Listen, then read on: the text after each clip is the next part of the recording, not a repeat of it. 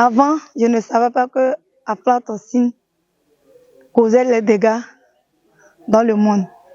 Arrivé chez moi, dans mon coopérative, je dois lancer l'information pour dire à tout le monde ce que l'aflatoxine cause sur nous et sur les animaux.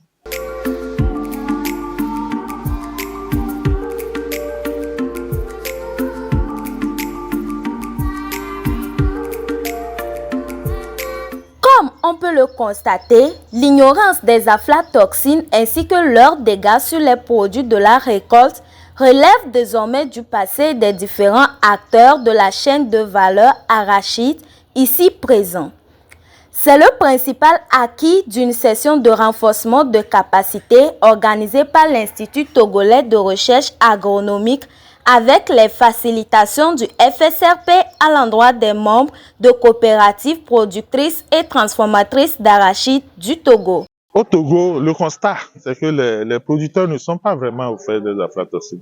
Chaque fois qu'on en parle, c'est un sujet qu'il faut qu'on introduise. C'est un peu surprenant, mais même des producteurs aguerris d'arachide ou le maïs ne savent pas de quoi il s'agit. La prolifération des aflatoxines, d'une certaine façon, est favorisée par tout ce qui n'est pas bon déjà pour la culture.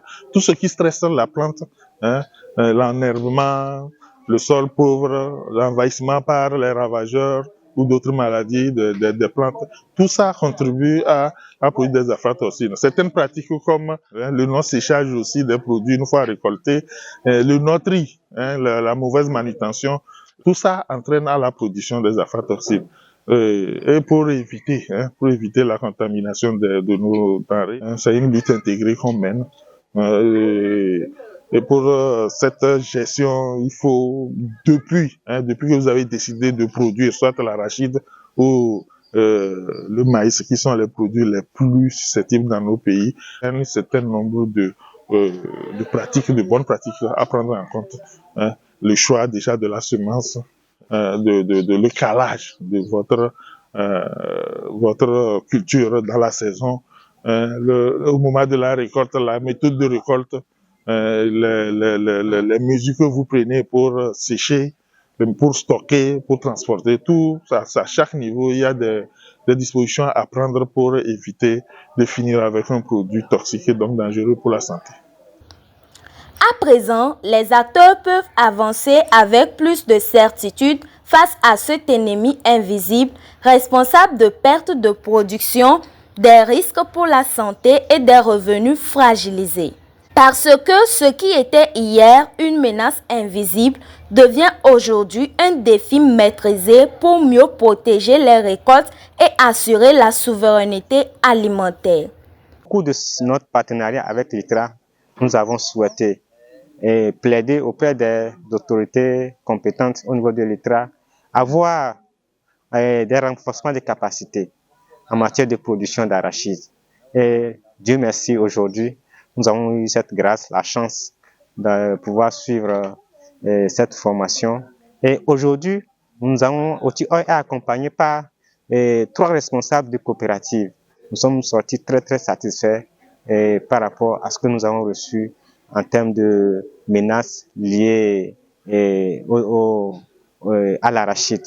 Donc aujourd'hui, nous exprimons notre fierté, notre satisfaction vis-à-vis de l'ITRA. Vivier Dodo est une coopérative composée de 17 membres. Nous produisons l'arachide que nous transformons en huile. Nous sommes constitués depuis 2013. Nous avons notre immatriculation. Nous exerçons, nous produisons l'huile et les pâtes d'arachide. Nous avons aujourd'hui la capacité de pouvoir transformer 5 tonnes au jour. Cette formation sur l'aflatoxine nous est très utile pour pouvoir mettre un produit de qualité sur le marché. Avant, nous n'avons pas l'information sur l'aflatoxine.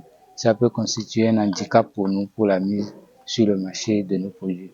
Aujourd'hui que nous avons suivi cette formation et que nous avons l'information, on saura quoi faire, les méthodes à adopter pour éviter la contamination et avoir un produit sain mis sur le marché.